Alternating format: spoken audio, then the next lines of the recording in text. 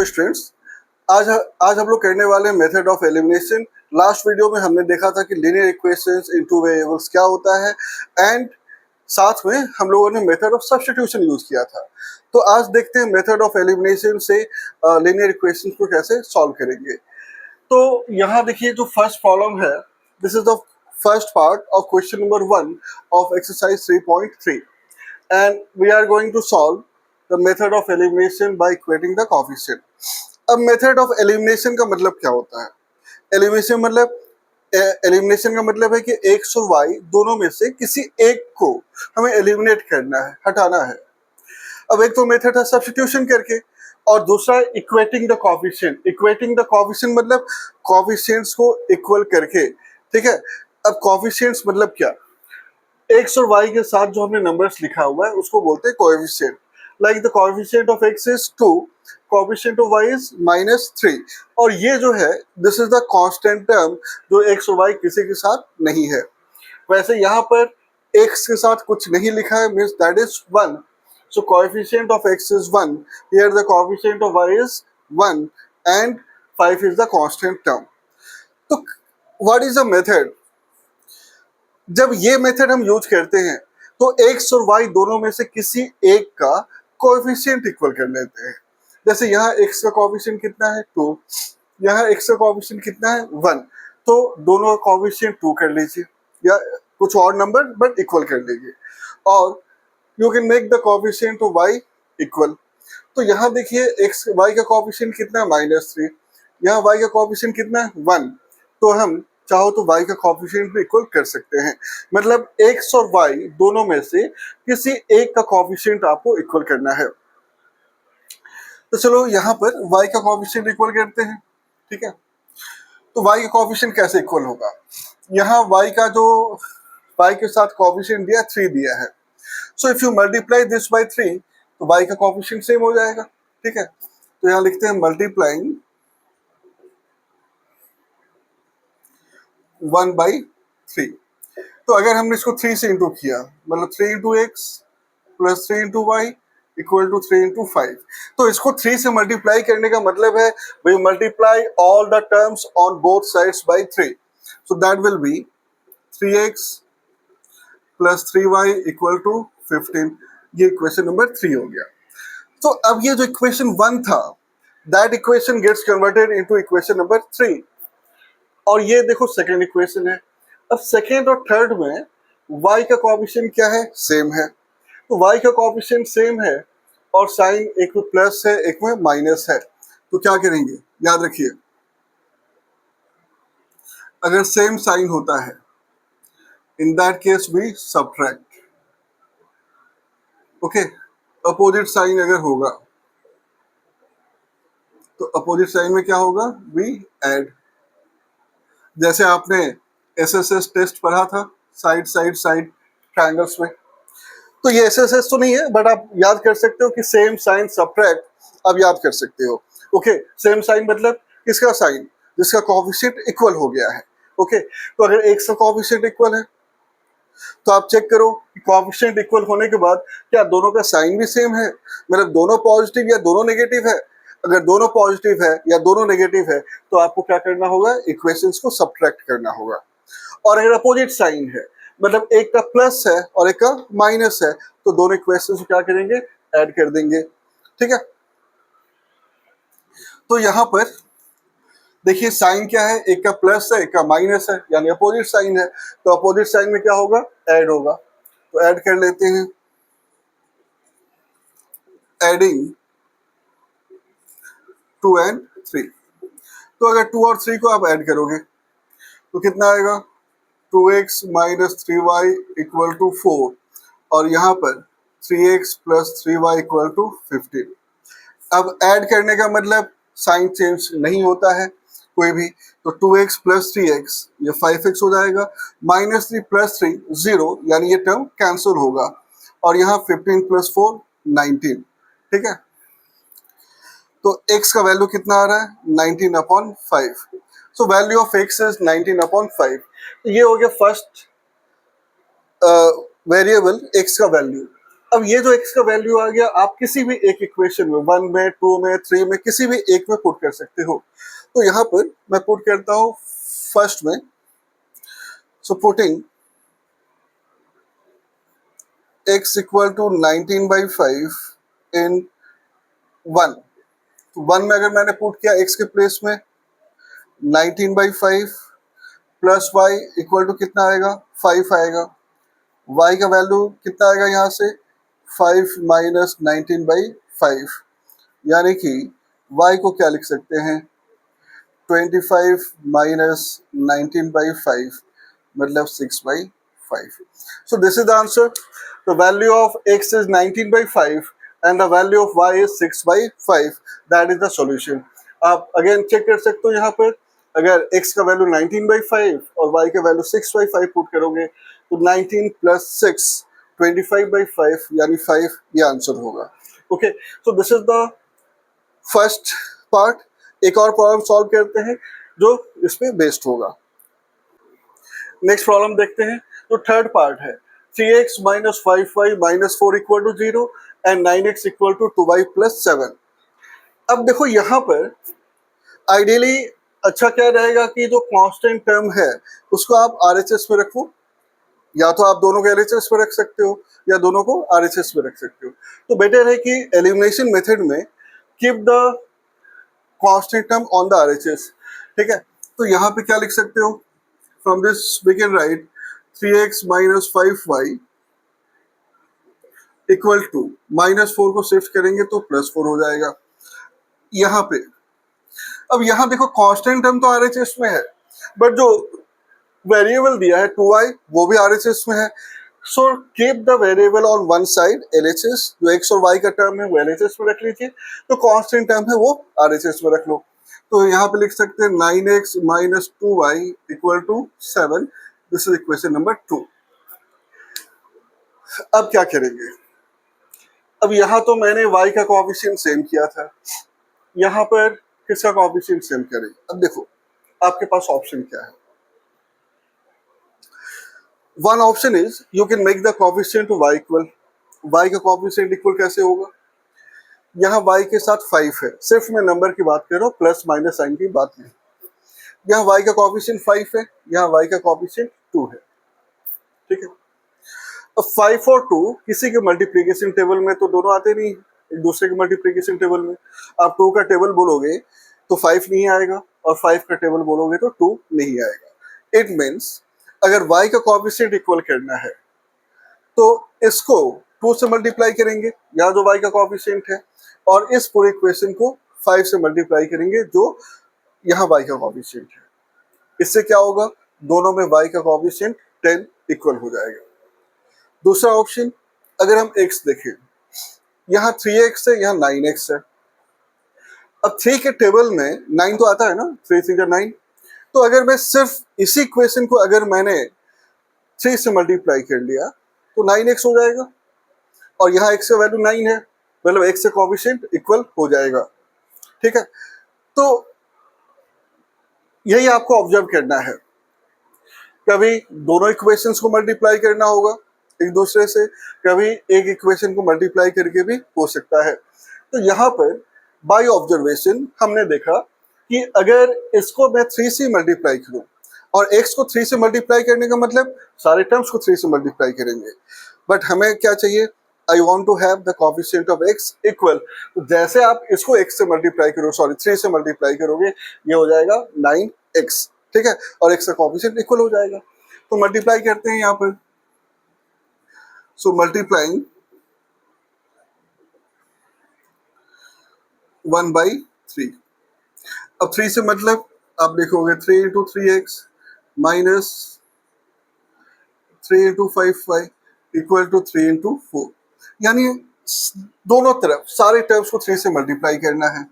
So that will be 9x minus 15y equal to 12। तो देखो जो फर्स्ट इक्वेशन था वो फर्स्ट इक्वेशन किस में कन्वर्ट हो गया, ये तो कन्वर्ट हो गया थर्ड इक्वेशन में। अब सेकेंड और थर्ड, तो फर्स्ट और थर्ड में कन्वर्ट हो गया कोएफिशिएंट्स इक्वल करने के बाद। इसीलिए इसको बोलते हैं equating the coefficient. Equating the coefficient मतलब x और y दोनों में से किसी एक का कोएफिशिएंट इक्वल करना। तो फर्स्ट इक्वेशन में मैंने y का कोएफिशिएंट दोनों में इक्वल किया था, और इस इक्वेशन में मैं x का कोएफिशिएंट मैंने दोनों में इक्वल किया है। ठीक है, तो कोएफिशिएंट तो इक्वल हो गया दोनों में। अब ये हमें देखना है कि दोनों इक्वेशन को ऐड करना है या सब्ट्रैक्ट करना है। ठीक है, अब इसके लिए क्या होगा, मैंने लिखा है सेम साइन सब्ट्रैक्ट, और साइन मतलब किसका देखना है, इसका कोएफिशिएंट इक्वल है।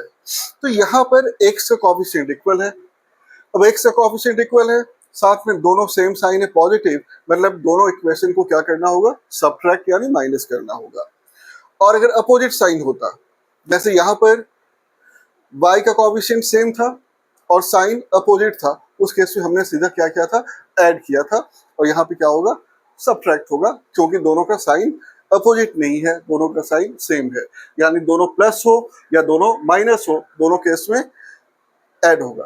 ठीक है, सॉरी सब्ट्रैक्ट होगा। तो यहाँ लिखते हैं सब्ट्रैक्टिंग 2 from 3।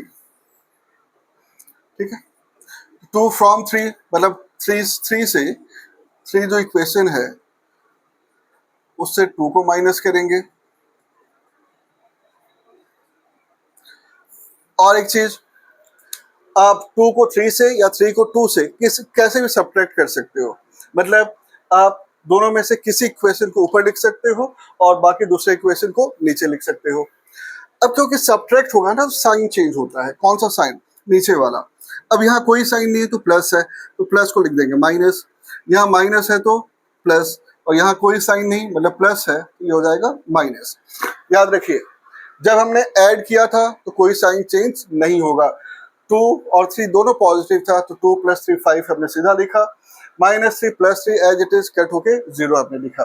तो एडिशन में कोई साइन चेंज नहीं होगा। बट जब सब्ट्रैक्शन होगा तो सब्ट्रैक्शन में नीचे वाले टर्म का बस साइन अपोजिट करेंगे। और अब देखो +9 +9 नहीं लेंगे, क्या लेंगे, +9 -9, तो +9 -9 कैंसिल हो जाएगा। अब यहाँ -15 -2 नहीं, -15 + 2 लेंगे, तो -15 + 2 that will be equal to -13y, और यहाँ 12 - 7 दैट इज 5, तो y का वैल्यू कितना आएगा, -5/13। देखो ये माइनस तो जाएगा डिनोमिनेटर में, but in standard form we always write always write the negative sign in numerator. तो कहीं पे भी हो, नीचे भी अगर माइनस नेगेटिव है, उसको हमेशा कहाँ लिखना है, ऊपर न्यूमरेटर में। तो सॉल्व करने के बाद y का वैल्यू कितना आ गया, -5/13। अब ये जो y का वैल्यू है, आप फर्स्ट सेकंड थर्ड किसी भी एक इक्वेशन में पुट कर सकते हो। तो किस में पुट करें, तो चलो पुट करते हैं, फर्स्ट इक्वेशन पुट करते हैं। ठीक है, तो पुटिंग y इक्वल टू -5/13 इन 1। तो 1 में अगर मैंने पुट किया, 1 क्या था, 3x -5, तो y है, y के प्लेस में मैं लिख रहा हूँ -5/13 equal to 4। So that will be 3x -5 into -5 यानी 25/13 equal to 3x equal to 4 - 25/13 यानी कि 52 - 25/13। So 3x equal to 27/13, x equal to, ये कट होगा तो x का वैल्यू कितना आ रहा है, 9/13। Okay, so that is the solution.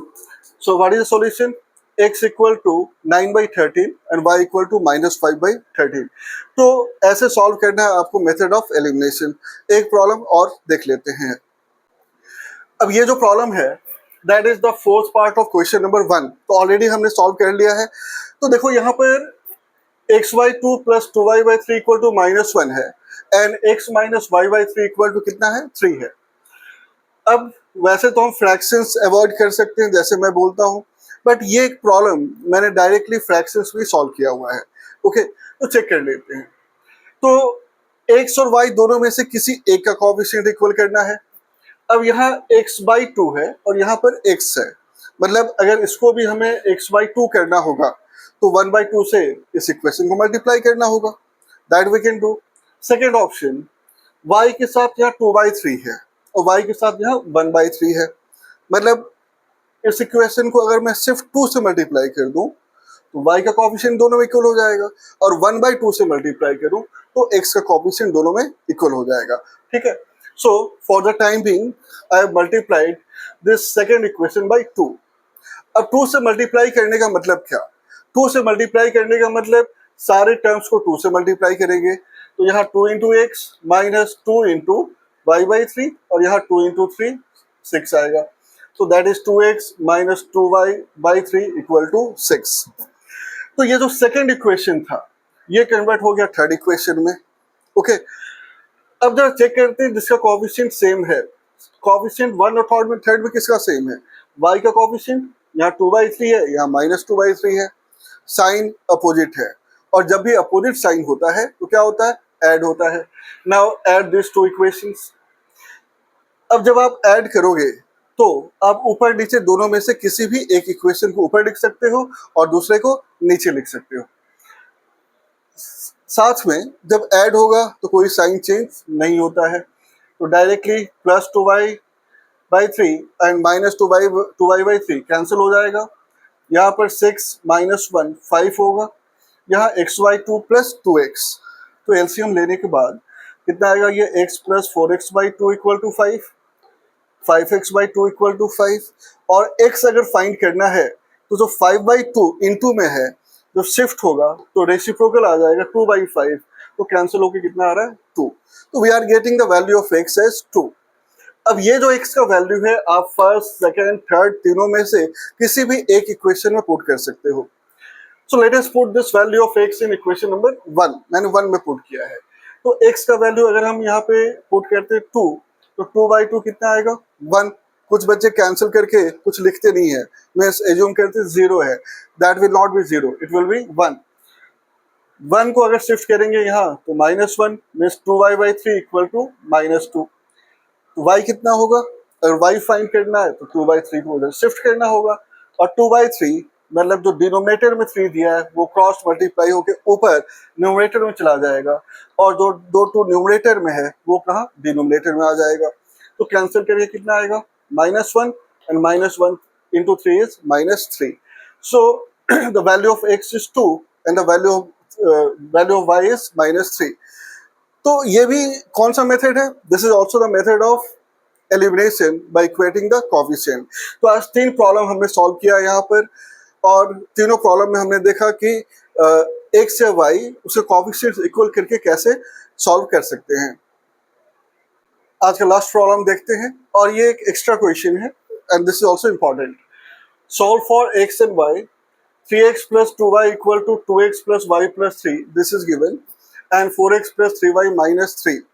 Okay, तो देखो this equal to this, तो सबके बीच में क्या साइन है? इक्वल टू साइन है, और इक्वल टू साइन होने का मतलब है कि ये तीनों इक्वल है। यहाँ दो अलग अलग इक्वेशंस तो दिया नहीं है, तो यहाँ पे इक्वेशंस हमें फॉर्म करना होगा, ठीक है। We will have to form the equations here. तो क्या लिखेंगे? At a time we can take suppose first 2, ये 2 लिख सकते हैं, तो क्या लिखोगे आप? We write consider 3x plus 2y equal to 2x plus y plus 3। देखिए तीनों इक्वल है, तो एट ए टाइम आप किसी भी 2 को ले सकते हो, तो मैंने ये और ये दोनों को एक साथ लिया। अब यहाँ से इक्वेशन फॉर्म कर लेते हैं, x और y का जो भी टर्म्स है एक तरफ शिफ्ट करके, तो 3x plus 2y plus 2x shift करेंगे तो -2x, प्लस y शिफ्ट करेंगे तो -y, और प्लस 3 ये तो एज इट इज यहाँ पे होगा, ठीक है। तो 3x minus 2x like terms एक साथ लेते हैं, तो 3x minus 2x ये x होगा, 2y minus y that will be plus y equal to 3, let it be equation number 1। तो ये दोनों लेकर हमें एक इक्वेशन मिल गया। Now you can take first and last, आप चाहो तो फर्स्ट और लास्ट वाला भी ले सकते हो, और you can take this and this one, ये दोनों भी ले सकते हो, आपके ऊपर डिपेंड करता है, ठीक है। तो आप कोई भी लो, अगर किसी ने फर्स्ट और थर्ड लिया या सेकेंड और थर्ड लिया, इक्वेशंस डिफरेंट आएंगे, बट फाइनली एक्स और वाई का वैल्यू सेम आएगा। ठीक है, तो मैंने फर्स्ट वाला जो लिया था, ये फर्स्ट और सेकंड पार्ट इक्वेट किया था। Now I am going to equate second and third part. ठीक है, तो ये भी लिख लेते हैं। Consider 2x plus y plus 3 equal to 4x plus 3y minus 3। मतलब सेकेंड और थर्ड पार्ट मैंने एक साथ लिया। अब सारा टर्म्स एक साथ लिख लेते हैं। Plus 2x y, 4x shift होगा तो माइनस 4x, 3y शिफ्ट होगा तो माइनस 3y, और ये प्लस 3 वहां शिफ्ट करेंगे तो माइनस 3। कितना होगा? 2x minus 4x, minus 2x हो जाएगा। y माइनस 3 यानी 1 माइनस 3 कितना? माइनस 2y, और यहाँ पर माइनस 6। तो देखिए कुछ कॉमन दिख रहा है यहाँ पर। क्या कॉमन है? अगर माइनस 2 सब में हम कॉमन ले लेते हैं, ठीक है, तो माइनस 2 अगर हम कॉमन ले लें तो यहाँ पर x आएगा, प्लस यहाँ पर y आएगा, और यहाँ पर क्या आएगा? माइनस 6। और अगर आप कट करोगे इसको दोनों को तो कितना आ रहा है? x plus y equal to 3। ठीक है, तो इक्वेशन क्या आ गया? x plus y equal to 3। अब पहला इक्वेशन भी x plus y equal to 3 है, दूसरा इक्वेशन भी x plus y equal to 3 है। तो मतलब यहाँ देखो ऐसा प्रॉब्लम हो गया ये, जहां पर दोनों इक्वेशन सेम आ रहा है। मतलब यहाँ यूनिक सॉल्यूशन नहीं आएगा, इनफाइनाइट नंबर ऑफ सॉल्यूशंस आएंगे। और यूनिक सॉल्यूशन का मतलब क्या होता है? यूनिक सॉल्यूशंस का मतलब होता है कि x और y का सिर्फ एक वैल्यू आना चाहिए। जैसे इससे पहले आज जो भी प्रॉब्लम हमने सॉल्व किया, सब में x और y का सिर्फ एक वैल्यू आ रहा था, बट इस प्रॉब्लम में आप x और y का बहुत सारा वैल्यूज होगा जो दोनों को सेटिस्फाई करेगा, क्योंकि दोनों इक्वेशन सेम है। तो क्या लिखेंगे? It has infinite number of solutions. तो वी कैन नॉट सॉल्व, क्योंकि आप प्लस करो या माइनस करो, ठीक है, तो आप प्लस करो, प्लस तो होगा नहीं, सेम साइन है, तो सब्ट्रैक्ट ही होगा, और सब्ट्रैक्ट जैसे आप करोगे तो x और y दोनों जीरो हो जाएंगे। तो क्या लिखोगे? इट हैज द गिवन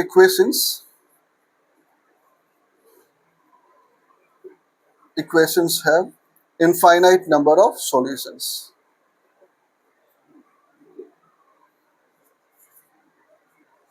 तो इनफाइनाइट नंबर ऑफ सॉल्यूशंस का मतलब x और y का बहुत सारे ऐसे वैल्यूज होंगे जो दोनों इक्वेशन को सेटिस्फाई करेगा। और ये हमने क्यों बोला? क्योंकि दोनों इक्वेशन सेम आ गया। आप चाहो तो फर्स्ट और थर्ड लेके भी ट्राई कर सकते हो। ठीक है, अगर फर्स्ट और थर्ड हमने ट्राई किया तो चेक कर लेते हैं। 3x plus 2y equal to कितना आएगा? 4x plus 3y minus 3। यहाँ से भी अगर सॉल्व करोगे तो 3x plus 2y minus 4x minus 3y equal to minus 3 होगा। Now 3x minus 4x minus x, 2 minus 3 minus 5 equal to minus 3। Minus अगर कॉमन लेंगे तो x plus y equal to minus 3, ये भी कैंसिल, और यहाँ से भी कितना आ रहा है? x plus y equal to 3, यहाँ से भी आ रहा है। मतलब आप कैसे भी कीजिए इक्वेशन सेम आ रहा है। ठीक है, तो बट मेथड जो है that is important. So what is the method? अगर इस टाइप के क्वेश्चंस आएगा तो at a time you can take any two. जैसे मैंने फर्स्ट तो लिया, एक इक्वेशन मिलेगा, then you can take second third और फर्स्ट थर्ड, सॉल्व करोगे एक और इक्वेशन मिलेगा, और दोनों इक्वेशंस को सॉल्व करके you will get the value of x and y. Okay, तो आज के वीडियो में इतना ही। नाउ इन नेक्स्ट वीडियो कुछ और प्रॉब्लम सॉल्व करेंगे मेथड ऑफ एलिमिनेशन पे बेस्ड हम लोग। तो मिलते हैं छोटे से ब्रेक के बाद। Till then bye.